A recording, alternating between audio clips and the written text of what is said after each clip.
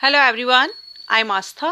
Welcome करती हूँ आप सभी का अपने YouTube channel government job जेन्यू notification. आज के इस वीडियो में हम बेहतरीन सरकारी नौकरी के बारे में बात करने वाले हैं।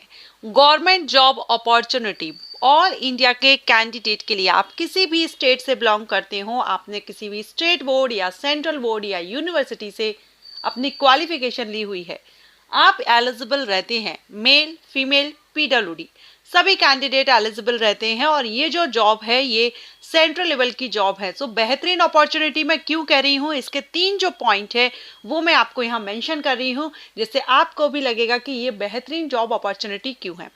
फर्स्ट, एक तो आपको ये सेंट्रल लेवल की जॉब है, सेंट्रल लेवल की गवर्नमेंट जॉब है, लेकिन जब कैंडिडेट को ये पता चलता है कि सेंट्रल गवर्नमेंट जॉब है तो उनको लगता है कि हमको ऑल इंडिया में जहाँ भी ऑफिसेज हैं या डिपार्टमेंट्स के ऑफिसेज जहाँ भी रहेंगे वहाँ पर हमको ट्रांसफ़र किया जाएगा। मीन्स हमको ऑल इंडिया में कहीं भी ट्रांसफ़र किया जा सकता है।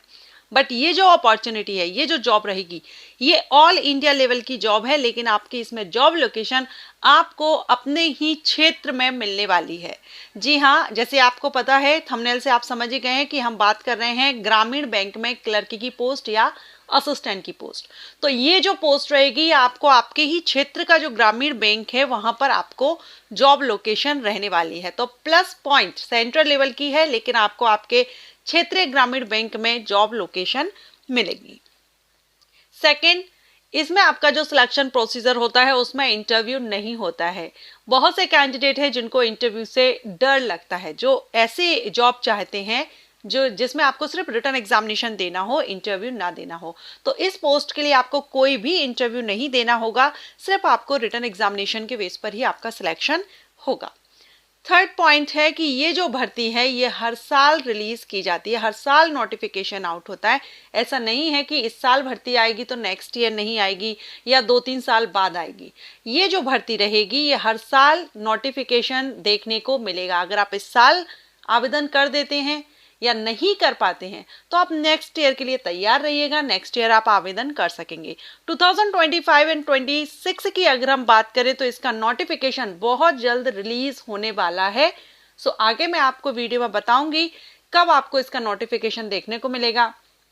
अगर आप इंटरेस्टेड हैं तो क्वालिफिकेशन क्या होनी चाहिए, सैलरी क्या होनी चाहिए, एज क्राइटेरिया क्या रहेगा, सिलेक्शन प्रोसीजर तो हमने देख लिया कि रिटन एग्जामिनेशन होता है, लेकिन एग्जाम पैटर्न क्या होता है, ये सारी इंफॉर्मेशन आपको आज के इस वीडियो में देने वाली हूं। तो अगर आप भी इंटरेस्टेड हैं वीडियो में बने रहिएगा। चलिए स्टार्ट करते हैं। हम बात कर रहे हैं ग्रामीण बैंक में क्लर्क की पोस्ट के बारे में। तो ये जो नोटिफिकेशन है ये आईबीपीएस की तरफ से रिलीज किया जाता है। आईबीपीएस की तरफ से आपने देखा होगा मैक्सिमम जो बैंक हैं, ज़्यादातर जो बैंक है उनमें भर्ती आईबीपीएस के द्वारा की जाती है।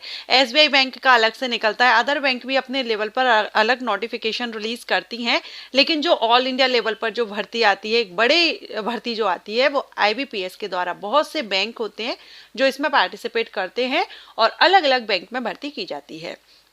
तो आईबीपीएस के द्वारा जो ग्रामीण बैंक के लिए भर्ती की जाती है वो आईबीपीएस आरआरबी के नाम से नोटिफिकेशन आता है, जो कि 10, 11, 12 इस तरह से नोटिफिकेशन रिलीज किया जाता है। क्लियर। अब इसमें जो पोस्ट है जिसकी हम बात कर रहे हैं वो है ऑफिस असिस्टेंट की पोस्ट। इसको क्लर्क भी कहते हैं। तो आपका जो वर्क रहेगा वो क्लरिकल वर्क रहेगा। जो क्लर्क की पोस्ट रहती है वही आपका कंप्यूटर पर वर्क करना, बैंक के संचालन में हेल्प करना, खाता संबंधी जो पूछताछ ग्राहकों की हेल्प करना, रिकॉर्ड बनाए रखना, ठीक है, जो कुछ क्वेश्चंस होते हैं उनका सॉल्यूशन, इस तरह के आपके जो क्लरिकल वर्क आपका रहेगा क्लर्क का, वही आपको यहाँ पर करना होगा। ग्रामीण बैंक में क्लर्क की पोस्ट के लिए भर्ती हर साल आईबीपीएस की तरफ से नोटिफिकेशन रिलीज किया जाता है। अब हम बात करेंगे एलिजिबिलिटी क्राइटेरिया की। तो इस पोस्ट के लिए इंडियन सिटीजन एलिजिबल होते हैं। किसी भी स्टेट से आप बिलोंग करते हो, आप एक इंडियन सिटीजन हैं, आवेदन कर सकते हैं। क्वालिफिकेशन क्या होनी चाहिए?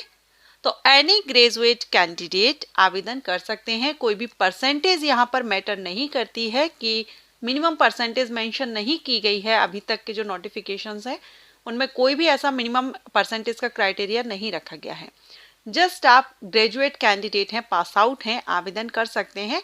लेकिन आपको लोकल लैंग्वेज की जानकारी, आप जिस जोन से या जिस स्टेट से आप आवेदन कर रहे हैं वहाँ की लोकल लैंग्वेज आपको आनी चाहिए, क्योंकि बैंक में जब वैकेंसी होती है, भर्ती होती है, तो वहाँ पर एक लोकल लैंग्वेज का टेस्ट लिया जाता है। तो यहाँ पर भी आपका लोकल लैंग्वेज टेस्ट लिया जाएगा।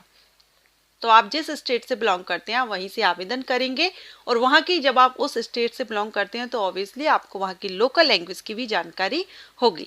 बस ये यहाँ पर क्वालिफिकेशन मांगी जाती है, any graduate and local language की इंफॉर्मेशन यानी जानकारी लिखना पढ़ना आपको आना चाहिए। अब हम बात करेंगे एज क्राइटेरिया की। तो जो ऑफिस असिस्टेंट की पोस्ट है, इसके लिए ग्रामीण बैंक में जो एज क्राइटेरिया है वो क्या होना चाहिए। तो अनरिजर्व कैंडिडेट, अगर आप एक अनरिजर्व कैंडिडेट हैं तो आपके लिए जो एज क्राइटेरिया है ऑफिस असिस्टेंट पोस्ट के लिए वो है 18 से 28 साल अनरिजर्व कैंडिडेट के लिए। वहीं अगर आप रिजर्व कैटेगरी को बिलोंग करते हैं तो आपको रिलैक्सेशन मिलता है। SC/ST कैंडिडेट को 5 इयर्स का, OBC NCL को 3 ईयर का, PWD कैंडिडेट को 10 ईयर का एज रिलैक्सेशन मिल जाता है। इसके बाद अगर हम बात करें इसके सिलेक्शन प्रोसीजर की, सिलेक्शन प्रोसीजर में आपके 2 एग्जामिनेशन इसमें लिए जाते हैं, pre examination and mains examination. Pre examination आपका ऑब्जेक्टिव टाइप होता है, जिसमें रीजनिंग एंड न्यूमेरिकल एबिलिटी से 40 क्वेश्चंस किए जाते हैं। टोटल 80 क्वेश्चंस 80 मार्क्स के रहते हैं एंड 45 मिनट का टाइमिंग आपको प्री एग्जामिनेशन में दिया जाता है। जब आप प्री एग्जामिनेशन क्लियर कर लेते हैं उसके बाद आपको एक और एग्जाम देना होता है जो है मेंस एग्जामिनेशन। मेंस एग्जामिनेशन भी आपका ऑब्जेक्टिव टाइप ही रहता है। इसमें reasoning, computer knowledge, general awareness, English language, Hindi language, numerical ability से क्वेश्चन किए जाते हैं। 200 क्वेश्चंस 200 मार्क्स के रहते हैं। 2 घंटे का टाइमिंग आपको मेंस एग्जामिनेशन में दिया जाता है। और जब आप मेंस एग्जामिनेशन भी क्लियर कर लेते हैं देन आपका होता है लोकल लैंग्वेज प्रोफिशिएंसी टेस्ट, जो कि मैंने आपको स्टार्टिंग में ही बताया था। सो ये आपका क्वालिफाइंग नेचर का रहता है, लोकल लैंग्वेज प्रोफिशिएंसी टेस्ट। और अगर हम बात करें सैलरी की, तो ऑफिस असिस्टेंट की जो सैलरी है, इन हैंड सैलरी इनिशियल 35,000 से 37,000 के आसपास आपको यहाँ पर सैलरी मिलती है। मैं एक एवरेज यहाँ पर दे रही हूँ, एक्यूरेट सैलरी ये नहीं है। ओके एंड अगर आप इंटरेस्टेड हैं, ये सारी इंफॉर्मेशन के बाद अगर आपको लगता है कि आपको इसके लिए आवेदन करना है तो आपको यहाँ पर फीस भी पे करनी होती है। अब ये फीस आपको कितनी पे करनी होती है तो ये कैटेगरीज वाइज डिपेंड करता है। अगर आप ऑफिस असिस्टेंट पोस्ट के लिए आवेदन कर रहे हैं और आप एक अनरिजर्व्ड कैंडिडेट हैं तो आपको 850 एप्लीकेशन फीस पे करनी होती है।